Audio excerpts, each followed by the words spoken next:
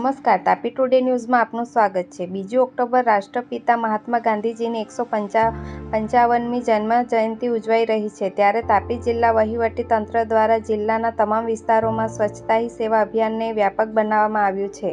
2 October Gandhi Jayanti નિમિત્તે જિલ્લા સેવા સદન પરિસર ખાતે રાજ્ય કક્ષાના આદિજાતિ મંત્રી શ્રી કુંવરજીભાઈ હળપતિના અધ્યક્ષસ્થાને સ્વચ્છ ભારત દિવસની ઉજવણી કરાઈ, જ્યારે વ્યારા જૂના બસ સ્ટેશન ખાતે આવેલા આપણા દેશ માટે સ્વચ્છતાના સર્જક અને રાષ્ટ્રપિતા એવા મહાત્મા ગાંધીજીની પ્રતિમાને સૂતરની આંટી પહેરાવી સત વંદન કર્યા હતા। જિલ્લા કક્ષાના કાર્યક્રમમાં સ્વચ્છતા હી સેવા 2024 અંતર્ગત સારી કામગીરી બદલ મહાનુભાવોના હસ્તે એવોર્ડ વિતરણ કરવામાં આવ્યા અને દરેક ઉપસ્થિતને સ્વચ્છતા રાખવા અંગે શપથ લેવડાવ્યા હતા। તેમજ જિલ્લાના દરેક ગામોમાં ગ્રામ્ય કક્ષાએ વિવિધ સ્વચ્છતાલક્ષી પ્રવૃત્તિઓ કરવામાં આવી તથા 2 ઓક્ટોબરની ગ્રામસભાઓમાં પણ સ્વચ્છતા અંગેની સમજણ આપી સફાઈ અભિયાન હાથ ધરવામાં આવ્યા। આજે સ્વચ્છતા હી સેવા અભિયાન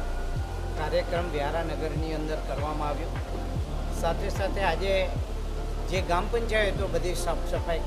કરીને પોતે જે સ્વચ્છતા અભિયાનમાં જોડાયા હતા અને સ્વચ્છ ગ્રામ પંચાયત બની છે એવા ગ્રામ પંચાયતોને પણ અમે અહીંયા એવોર્ડ આપવામાં આવ્યો છે અને અમારા જે અધિકારીઓ હતા એ અધિકારીઓને પણ આજે અહીંથી અમે પ્રોત્સાહિત એવોર્ડ આપવામાં આવ્યા છે। દેશના વડાપ્રધાન નરેન્દ્રભાઈ મોદી સાહેબની એક નેમ છે કે વિકસિત ભારત દેશ બને,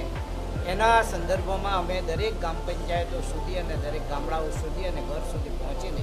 સાફ સફાઈ કઈ રીતે રહે એનું માર્ગદર્શન આપી, પ્રેરણા આપી અમે સ્વચ્છતા અભિયાનમાં જોડાયા છે અને સ્વચ્છતા અભિયાન એ સમગ્ર દેશની અંદર ચાલે છે, ગુજરાતમાં પણ ચાલી રહ્યું છે અને ગામડાઓમાં પણ ચાલી રહ્યું છે, જેને હું આજે તમામ સ્વચ્છતા અભિયાનમાં જોડાયેલા તમામ લોકોને એક સંદેશ આપવા માગું છું કે સ્વચ્છ ભારત ક્યારે થાય કે જ્યારે આપણા ઘરથી શરૂઆત કરીને ગામડા સફાઈ થાય, તાલુકો સફાઈ બને, જિલ્લો સફાઈ બને અને રાજ્ય સફાઈ થાય, એ જ રીતે ભારત દેશ પણ સ્વચ્છ બને અને વિકસિત ભારત દેશ બને તે દિશામાં નરેન્દ્રભાઈ આગળ વધી રહ્યા છે।